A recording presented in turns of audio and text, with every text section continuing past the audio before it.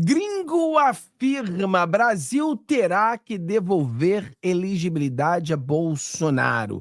Um político brasileiro aqui nos Estados Unidos, ele afirma isso com todas as letras. Também vamos fazer aquela tradução especial para você de um programa de um dos maiores youtubers do mundo, falando sobre a situação do USAID e o Brasil, aonde o rapaz, o Michael Bentz, mais uma vez afirma que Bolsonaro seria o presidente. E também temos um pedaço no vídeo do Constantino falando sobre essa situação. Então vamos lá, dá o seu joinha, compartilhe com seus amigos, vamos alcançar o maior número de pessoas possível. É um vídeo rápido e objetivo para você poder compartilhar com todos os seus amigos e com seus inimigos. Vamos começar com esse aqui, com um gringo falando isso aqui. Ele fez uma entrevista com o Lisboa, depois o gringo fez um corte e colocou: é gringo brasileiro, né? É brasileiro que mora nos Estados Unidos, é vereador nos Estados Unidos, mas é gringo, né? Porque mora aqui há muitos anos. Vamos lá. Que se não fosse a interferência dessa agência americana, ou em 2022, Bolsonaro provavelmente seria o presidente, Sim. Continuaria o presidente do Brasil. O Brasil, houve interferência direta de agências americanas disfarçadas de aid, de auxílio, para que o resultado das eleições brasileiras em 2022 fosse alterado. O Brasil tem condições hoje de abrir investigação, uma comissão parlamentar mista de inquérito, para que se traga à tona quais eram as instituições que fizeram isso, em que colocaram no poder um governo, e essa é a preocupação dos Estados Unidos. Foi colocado, foi facilitado, colocado ou tirado do poder um governo mais alinhado a países antagônicos aos Estados Unidos. É claro que o governo americano não tem que ditar o que seja feito no Brasil, só que se o Brasil quiser estar aliado aos Estados Unidos, quiser continuar tendo relações comerciais com os Estados Unidos, o Brasil vai ter que jogar o jogo da democracia. Qual é o jogo da democracia? Anistia total restrita. Qual é o jogo da democracia? Elegibilidade dos opositores políticos, incluindo Bolsonaro e todos os outros. Qual é o jogo da democracia? Transparência total nas eleições. Urnas com voto impresso. Você pode correr, se esconder, botar conta corrente em nome de filho, de esposa, tio, primo, não interessa.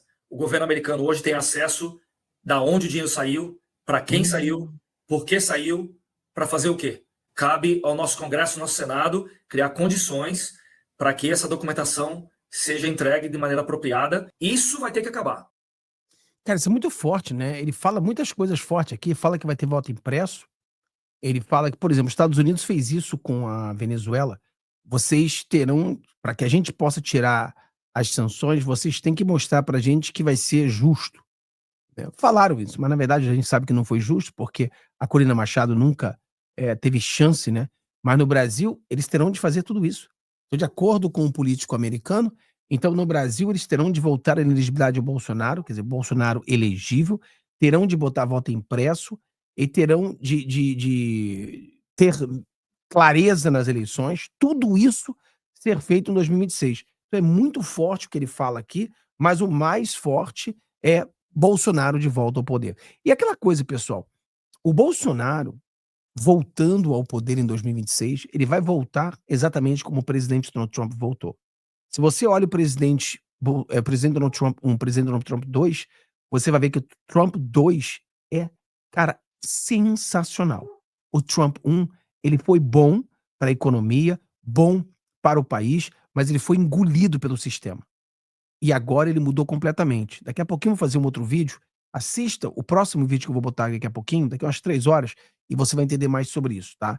Então é importante. Vamos lá, o Alan dos Santos, ele mandou uma mensagem para o Steve Crowder, que fez uma entrevista com Benz, e eles explicaram melhor. Então eu botei aqui em português para você. É um vídeo curto, objetivo, então compartilha, dá o seu joinha. E se você quiser ajudar o nosso canal, cara, aqui assim, ó, tem um botãozinho para você dar um valeu. Dê um valeu, R$2, R$5, R$10. Você que é um cara empresário, R$100.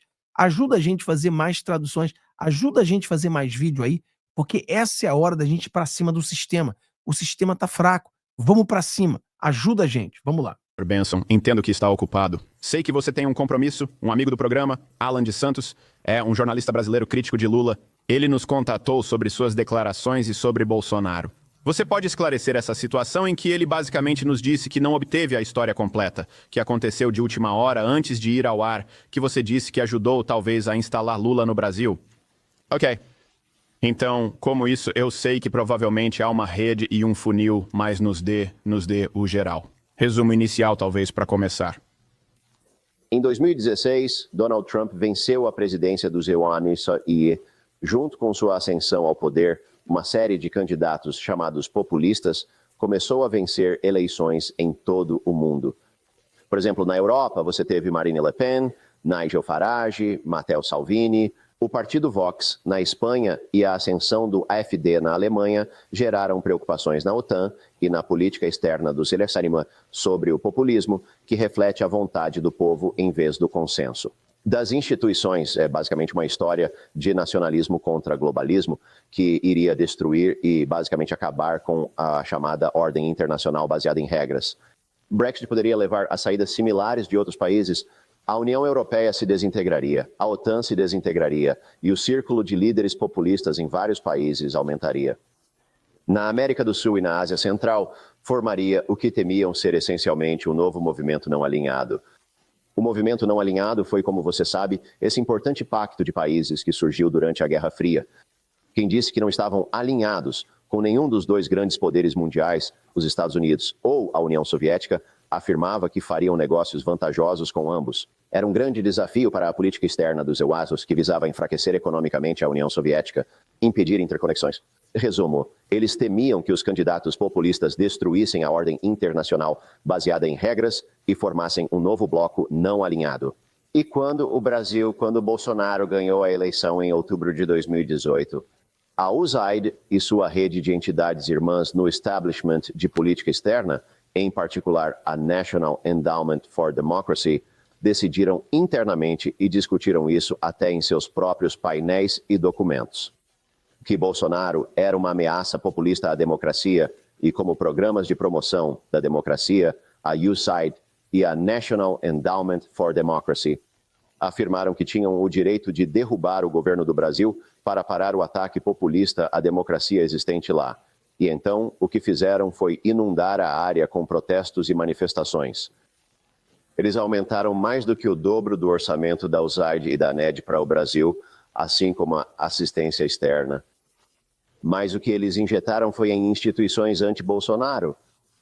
E o que realmente me ativou sobre esse assunto, sendo alguém que está centralmente focado na censura na internet, é que a USAID e a NED capacitaram, ou seja, financiaram e construíram todas as principais instituições dentro do Brasil que os brasileiros pensam, se não conhecem essa história, que são brasileiras, mas que na verdade estão no payroll do governo do Zé Ernstine para advogar pela aprovação de leis de censura e até mesmo para construir as maquinações e complexas operações do próprio Tribunal de Censura, o TSE, que é a subseção do Supremo Tribunal Federal Brasileiro, sim, que é a autoridade responsável por julgar eleições e censurar conteúdos na internet de forma abrangente. Em nome de preservar a integridade das eleições, Moriarty é o juiz referenciado. E assim, eles lotaram aquele tribunal, eles o preencheram com seus assessores e advogados, preencheram com sinalizadores de desinformação. Eles ajudaram a formar a força-tarefa de desinformação na TSE. O governo do ZEUA, por meio da USAID e da NED, até trouxe de Moraes, além do chefe do STF, para um treinamento específico sobre desinformação, sim, para que eles pudessem microdirecionar pessoalmente. Organizações patrocinadas pelos Skirneur receberam 5,7 milhões de dólares do governo para utilizar técnicas de censura americanas com o objetivo de eliminar Bolsonaro. Disse que Bolsonaro teria sido presidente se não tivessem feito isso. Bolsonaro teria sido presidente se não tivesse feito isso. É uma jogada global, né, os globalistas. Por isso que eu falo para vocês hoje, às 15 horas, vou falar mais sobre isso. Eu sempre falei para vocês que existia uma semelhança muito grande entre os Estados Unidos e o Brasil, né? Bolsonaro ganha, Trump ganha, Bolsonaro ganha. Trump perde, Bolsonaro perde. Dia 6 de janeiro, dia 8 de janeiro. É o Capitólio. Como deixaram as coisas acontecer, como deixaram acontecer. Como que o ministro aqui responsável, no caso aqui não era ministro, né, mas seria o governador, não permitiu que a Guarda Nacional protegesse. Dino não permitiu que a Guarda Nacional protegesse. Ou seja, exatamente a mesma coisa. Tentativa de assassinato, censura. É uma coisa inacreditável, é uma coisa que a gente tem que pensar. Realmente, cara, e tem muita a gente não cara, nós temos que continuar, continue mostrando esses vídeos, continue jogando nas redes sociais, continue jogando nos grupos de WhatsApp, porque é muito importante. Aqui o Constantino, ele também fala sobre isso. Vamos ver o que o Constantino fala sobre isso. Espécie de quintal de laboratório desses globalistas autoritários. Foi usado, sim, esse aparato do Deep State americano para para manipular as eleições no Brasil e causar censura nas redes sociais. Veja que a constatação do Mike Benz leva à conclusão de que eu paguei impostos pesados para o tio Sam que foram usados para me censurar no Brasil. Quer dizer, é uma coisa impressionante, né? Um círculo vicioso da censura esquerdista. Né? Meu dinheiro foi usado para me censurar em outro país. Veja, nós temos várias abordagens possíveis aqui. Eu vou começar com o benefício da dúvida. Nem todo globalista é um vilão do 007 malvado numa sala de Bilderberg com um dedo do mimimi e tudo, Soros, caricato. Os globalistas, desde a doutrina Monroe, Woodrow Wilson, tem que estudar um pouco de história para ver que criaram entidades supranacionais, a Liga das Nações depois da guerra, aí a ONU depois, e por aí vai, a OMS, a OMC, e tudo isso tinha boas intenções. Muita gente tinha boas intenções de exportar, digamos assim, os valores democratas americanos para o resto do mundo. Né? Só que o inferno está cheio de boas intenções. E existe toda uma escola de economia e política, né? A escola de Virgínia, que estuda as falhas de governo, que levam a argumentos que mostram que muitas vezes essas coisas são capturadas por grupos particulares de interesses.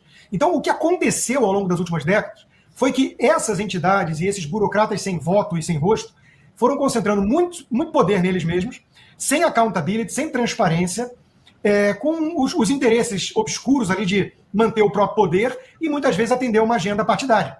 Ou dessa elite democrata com a agenda woke, com o ESG, com o DEI, essas porcaria toda que, em essência, servem para minar o modelo americano de meritocracia e capitalismo de livre mercado. Né? Porque eles chegaram num certo patamar de poder e tudo que eles não queriam chutar a escada, como diz um deles, aliás. Então, o problema começou a ser nessa deterioração, na degeneração de instituições que foram criando esse Deep State. E veja, o governo Trump, que venceu com esse mandato para drenar o pântano de Washington, para enfrentar a burocracia, a corrupção, o Deep State, ele está fazendo aquilo que ele cumpriu, que ele prometeu, ele está cumprindo, o que é raro em Washington. E isso está deixando a turma empolvorosa. Então ele falou que vai auditar a USAID e a turma ficou em desespero, uma celeuma.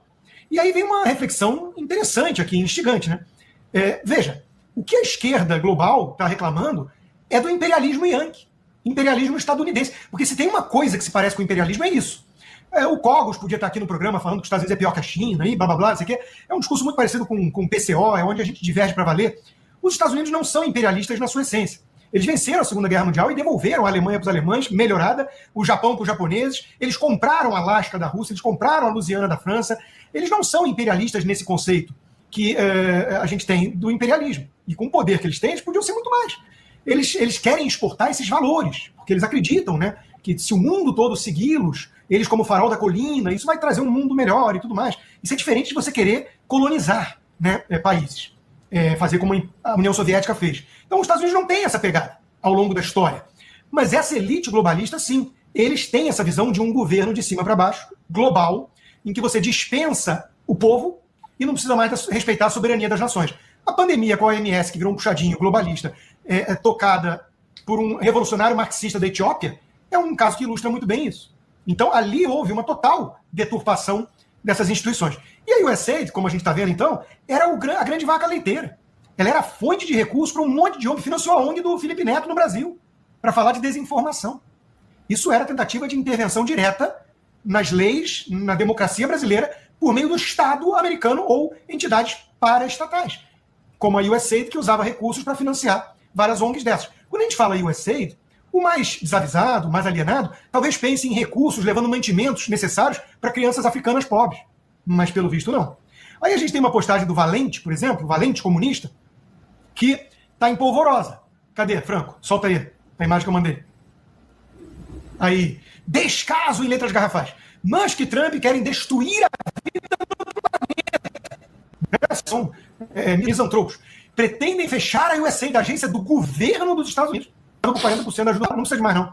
Ou seja, um comunista brasileiro reclamando que o governo americano está cortando verba para o resto do mundo. Porra, meu amigo, eles querem incluir o Império Yankee na Internacional Socialista? É isso agora? Esse é o objetivo? Existe agora o imperialismo do bem? Então a turma está batendo cabeça. E o Trump e o Musk vieram para acabar com a palhaçada. Estão trabalhando de forma incansável para fazer aquilo que prometeram. Cortar as mamatas, os esquemas, os desperdícios, a corrupção, tudo isso que criou uma verdadeira cadeia, uma teia internacional de financiamento dos projetos particulares de uma elite democrata sem nenhum apreço pela verdadeira democracia. Tanto é que eles odeiam aquele que foi eleito com maioria de votos, colégio eleitoral, fez a Câmara e o Senado, maior parte de governos estaduais e venceu em todos os swing states, que eram os estados mais duvidosos. Ser uma espécie...